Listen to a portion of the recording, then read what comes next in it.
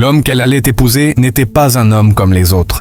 À Abobo, à Abidjan, vivait Mariam, 22 ans. Une fille simple, belle, posée, avec des rêves grands comme le pont de Gaulle. Sa mère vendait du garba pas loin du carrefour. Son père n'était plus là depuis longtemps. Et elle jonglait entre petits boulots, tresses à domicile et révision du soir. Mariam était de celles qui disent « ça va aller », même quand ça brûle à l'intérieur. Un soir, alors qu'elle rangeait ses mèches et ses peignes, son téléphone a vibré.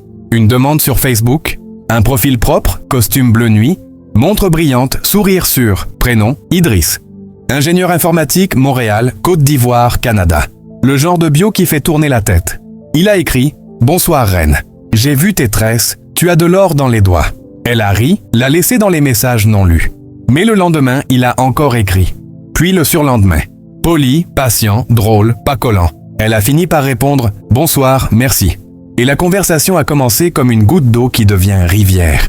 Au début, c'était simple. Des messages, des vocaux courts, des photos de son café du matin, d'un ciel gris sur Montréal, puis les appels vidéo.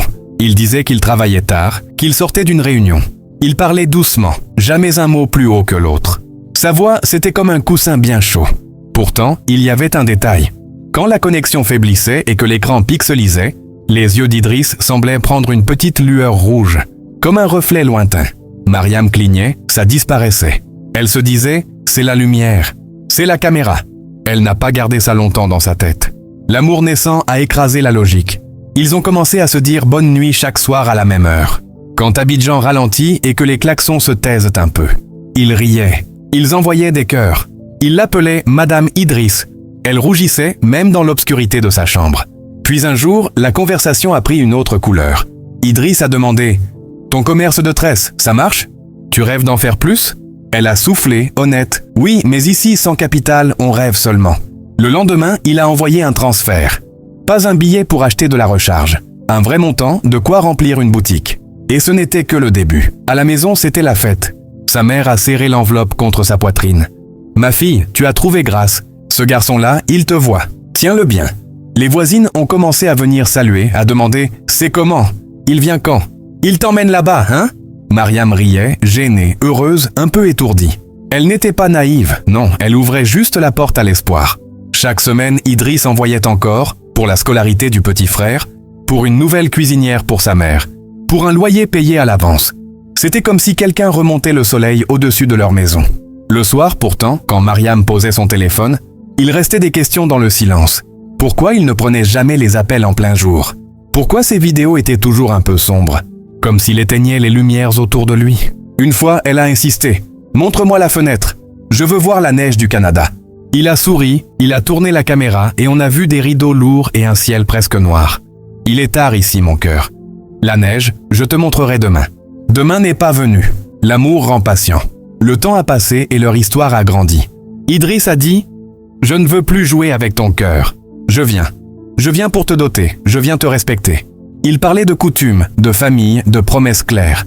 La mère de Mariam a sauté de joie. On a pris la craie, on a noté sur la porte. Samedi, réunion famille. Même les oncles qui ne viennent jamais sont apparus. Chemise repassée, ton grave. On a parlé de la liste, des boissons, des pagnes, des enveloppes pour les anciens. Les voisines ont ri. Abobo va danser. La veille du voyage d'Idriss, Mariam n'a pas dormi. Elle a préparé son pagne, ses perles, ses bracelets. Elle s'est regardée dans le miroir, jusqu'à connaître par cœur le trajet de sa fossette. Le matin, elle est partie à l'aéroport Félix Houphouët-Boigny avec sa cousine. Le cœur battait comme un tam-tam en fête. Sur la route, elle n'arrêtait pas de répéter « Aujourd'hui, ma vie change ». Elle l'a écrit même en statut. Les messages pleuvaient « Dieu est grand ». On est ensemble. À l'aéroport, le panneau des arrivées a clignoté. L'avion en provenance de Paris était posé. Son téléphone a vibré. « Je suis là ». Elle a levé les yeux, a cherché dans la foule. Tenue d'hiver, valise à roulettes, parfum mélangé. « Regarde bien », a dit sa voix dans l'écouteur. « L'homme en chemise bleue, là-bas, c'est moi. » Elle a vu un homme grand, costume bleu, valise noire, lunettes noires. Il a enlevé ses lunettes. Et dans ses yeux, l'espace d'une seconde, un rouge comme la braise a clignoté. Mariam a eu un frisson, un courant d'air dans la colonne. Puis il a souri et tout est redevenu normal. Cheveux courts, barbe soignée, très nette, belle, trop belle. Il a ouvert les bras. « Reine !» Elle est restée une seconde, plantée. Et sa cousine l'a poussée. « Allez, va !» Ils se sont pris dans les bras. L'odeur de son parfum était froide, presque métallique. Mais la chaleur dans ses mots a tout recouvert. « Tu es plus belle qu'en vidéo. »« Toi aussi », elle a murmuré. Ils ont roulé jusqu'à Abobo. Dans la voiture, ils parlaient à voix basse, comme si chaque mot était pesé. La cousine faisait semblant de dormir, mais elle notait tout. « Tu as vu ?» Ses yeux. Chut. Les doutes n'osaient pas entrer quand la famille chante déjà. À la maison, c'était un tonnerre de joie. Les tantes ont you-youé, on a cassé la cola, on a prié. Idriss a salué chacun, parfaitement. Les anciens, les jeunes, les voisins. Il connaissait les formules, les gestes. Il n'était pas perdu. On aurait dit qu'il avait grandi ici. La mère de Mariam l'a regardé comme on regarde un miracle. Le soir, il a posé des valises. Des tissus, des parfums, des téléphones, des boîtes et des enveloppes. C'est pour la famille. Les yeux se sont arrondis. Le respect a gagné la pièce. Et dans un coin que personne n'a remarqué, l'ombre d'Idriss a semblé se dérouler un peu trop loin le long du mur, plus longue que celle d'un homme, comme si la lumière hésitait. Mariam a cligné, a détourné le regard. On ne grimpe pas à l'arbre des questions quand les fruits tombent tout seuls. Le lendemain, très tôt, les préparatifs du prédo ont commencé. On a installé les chaises, la bâche, la sono. Les femmes ont noué leurs pagnes, les hommes ont sorti les discours. Idriss est revenu, chemise blanche, sourire discret. Il parlait peu, il regardait beaucoup. Parfois, quand quelqu'un arrivait derrière lui sans bruit, il se retournait avant que la personne ne dise « bonjour », comme s'il sentait les pas par l'air. « C'est un ingénieur, c'est normal, ils sont vifs », disait-on en riant. Le monde aime des explications qui tiennent sur une phrase. La cérémonie a été belle. Les bouteilles posées en ligne, les enveloppes remises aux anciens. Idriss a remis la dot avec respect, sans jouer avec les prix. « Je suis venu pour faire bien », a-t-il dit. Des applaudissements ont suivi. Les danseuses ont frappé le sol. Mariam, pagne noué haut, boucle dorée, a souri jusqu'à sentir ses joues brûler. Les photos ont fusé, les téléphones ont clignoté. Par moments, le photographe a froncé les sourcils, a tapé sa caméra, a recommencé. L'objectif me joue des tours aujourd'hui. Personne n'a demandé quel tour exactement. Quand la musique s'est calmée, Idriss a trouvé un moment pour glisser à Mariam, à l'écart. « Ma femme, ce soir, je veux parler avec toi en silence. » La phrase lui a fait quelque chose, une chaleur douce et une petite peur qui se tenaient la main. Le soir pourtant, il est reparti à l'hôtel. « Demain, je reviens avec les bagues. » Il a serré la main de sa belle-mère, a promis pour tout le monde. Et quand il a franchi le seuil, le néon a grésillé. La cousine a levé la tête. « Électricité d'Abidjan, hein ?» On rigole, on chasse l'inquiétude comme une mouche. Cette nuit-là, Mariam n'a pas trouvé le sommeil. Elle a voulu l'appeler, voir son visage pour se calmer. L'appel a sonné, puis il a répondu. Il a coupé la caméra. « Je suis dans un taxi, mon cœur, je te rappelle du Wi-Fi. » Sa voix était la même, mais derrière, on entendait un sifflement. Pas comme celui du vent, plus comme un souffle qui n'avait pas besoin de respirer. Elle a dit « Ok » et s'est recroquevillée. Elle a ouvert sa Bible à côté d'elle, a posé sa main dessus, a fermé les yeux. « Seigneur, tu vois tout. Si c'est pour moi, ouvre la route. Si ce n'est pas pour moi, ne laisse pas mes pieds se briser. » Elle s'est endormie les cils humides. Au matin, des cadeaux encore. Idriss avait envoyé quelqu'un déposer un freezer neuf, un carton de provisions, des pagnes pour la maman. La maison brillait d'une nouvelle fierté. « Ma fille, Dieu a visité notre toit », disait la mère en riant. Mariam riait aussi, mais son rire avait une couture. Elle a envoyé un message. « Merci, reviens vite ». Il a répondu avec un cœur noir et un cœur rouge. Elle a trouvé ça joli, étrange, puissant. Elle a envoyé un cœur rouge seulement. À midi, il est arrivé. Lunettes noires, soleil fort. Il a retiré ses lunettes et dans ses yeux, l'éclat rouge a cligné puis s'est éteint comme avant. « C'est la lumière », s'est-elle répétée. « C'est la lumière ».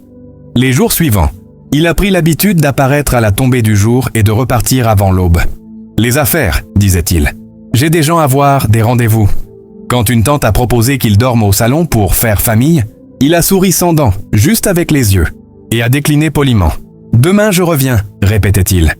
Sa présence remplissait la maison, son absence creusait un trou précis, net. La cousine, elle, notait chaque détail au fond d'elle, sans rien dire. Elle avait l'instinct de celles qui sentent quand la pluie arrive. Alors que le ciel est bleu, un soir, la lumière a sauté au quartier.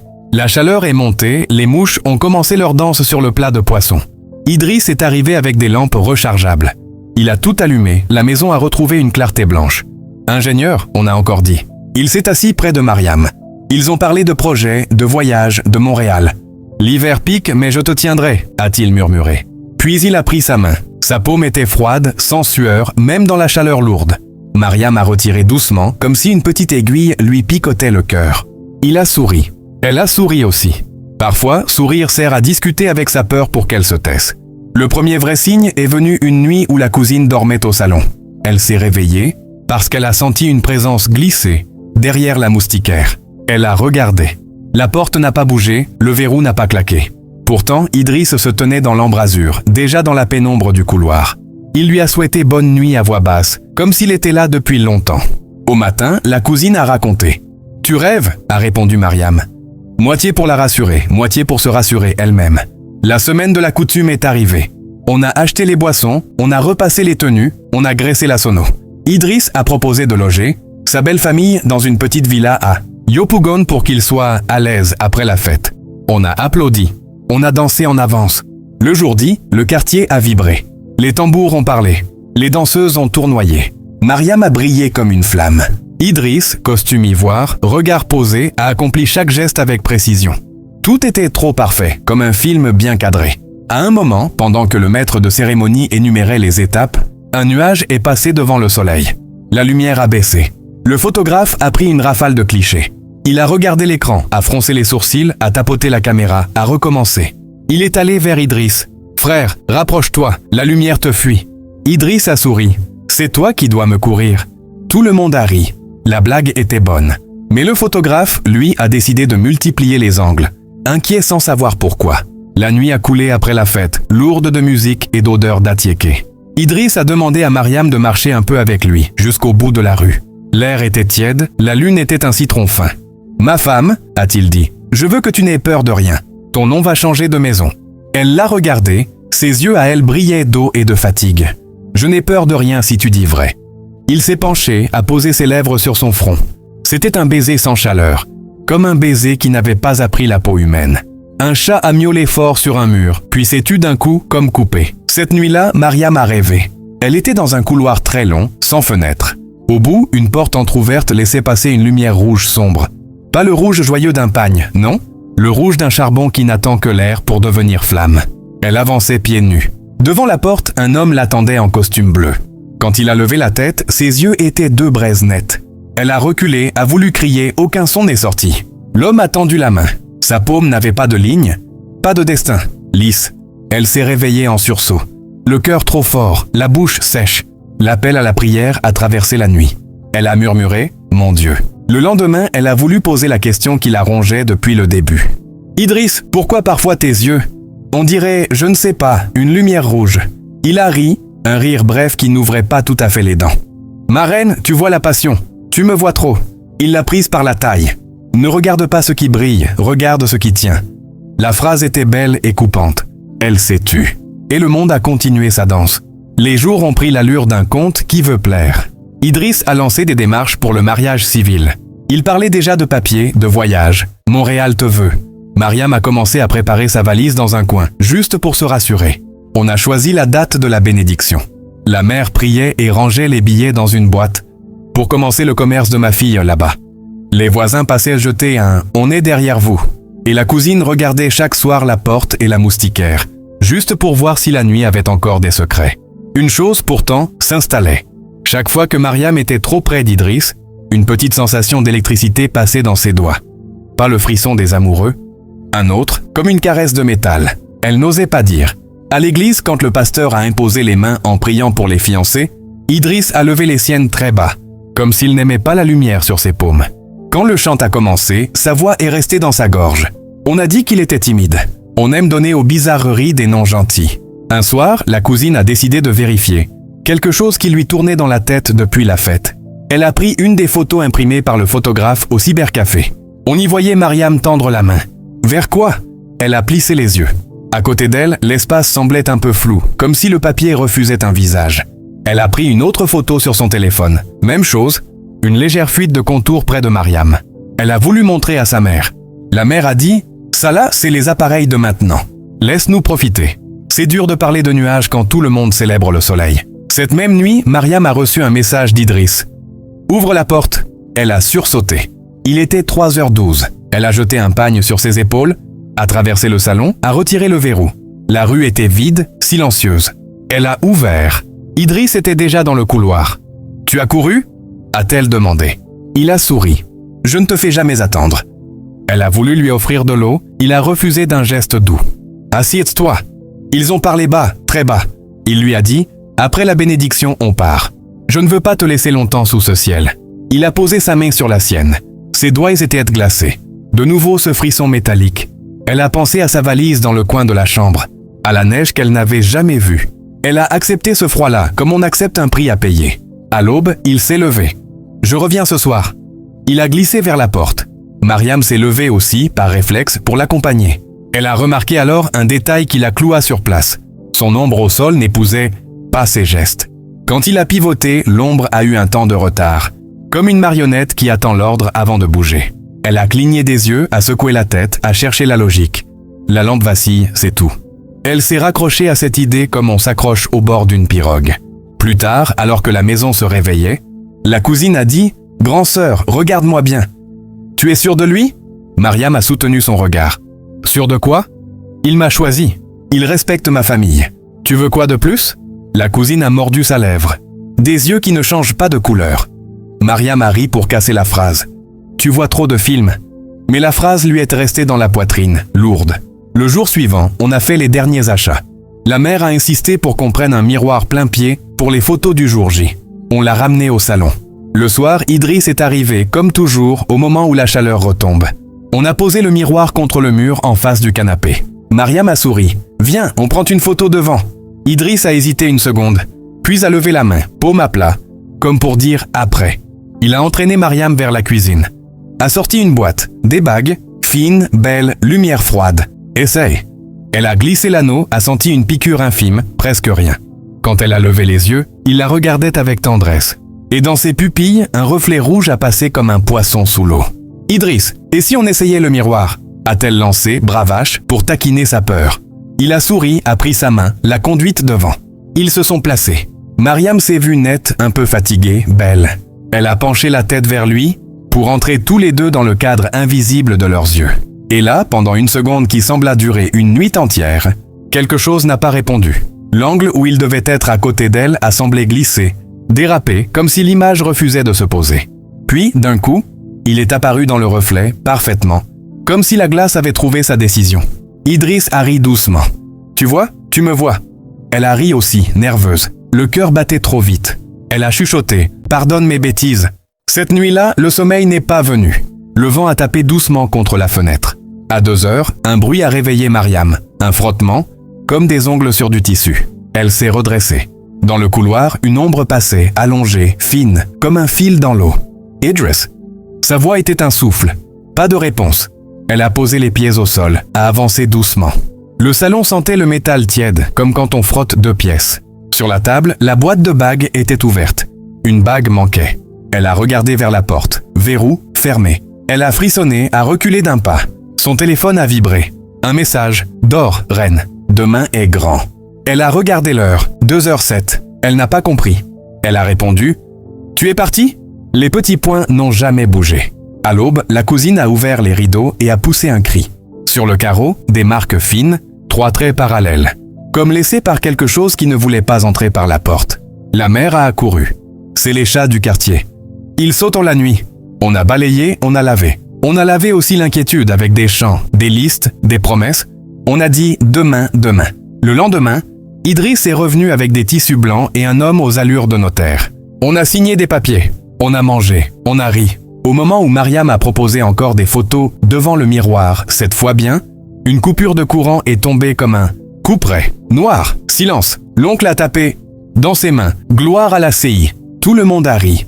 Idriss a posé une lampe rechargeable. Sa lumière était dure, froide, bleutée. Mariam s'est avancée vers le miroir.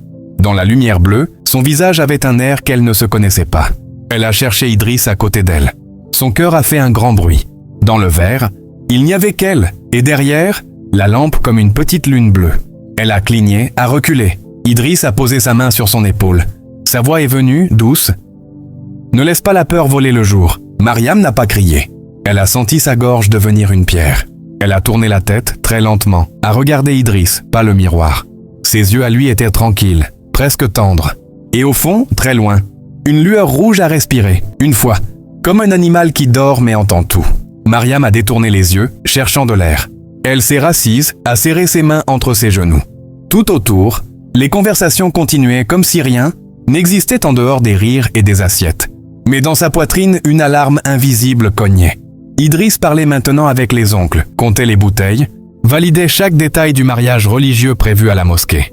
Il avait une voix ferme mais basse, comme s'il ne voulait jamais que quelqu'un d'autre que son interlocuteur entende. La nuit tombée, tout le monde s'est dispersé. Mariam a rejoint sa chambre, la cousine l'a suivie. Quand elles ont fermé la porte, la cousine a lâché d'un coup « Grand-sœur, ce miroir, je n'ai pas vu ton mari dedans. » Mariam a blêmi. « Chut, ne redis pas ça. » La cousine a insisté « Je te jure, je regardais. Il n'y avait que toi. » Mariam a posé la main sur sa bouche. « On ne parle pas de ça. Pas ce soir. » Mais au fond d'elle, la peur avait pris racine. Les jours suivants, Idriss a continué ses allers-retours mystérieux. Toujours au crépuscule, jamais sous le grand soleil. Il venait avec de nouveaux cadeaux, de nouvelles promesses. Un soir, il lui a dit « Dans une semaine, ton visa sera prêt. Tu verras la neige. » Mariam a senti ses yeux se remplir. Elle a murmuré « Je veux croire. » Idriss a glissé sa main froide sur la sienne. « Ne crois pas, sache. » Mais son corps commençait à trahir ses émotions. La nuit, Mariam se réveillait en sueur, comme si une chaleur étrangère brûlait sous sa peau. Ses rêves étaient de plus en plus étranges. Toujours ce couloir, toujours cette porte rouge. Et l'homme en costume bleu qui l'attendait. Sauf que maintenant, quand elle reculait, une voix l'appelait par son nom, grave et lente. « Ma-Riam ».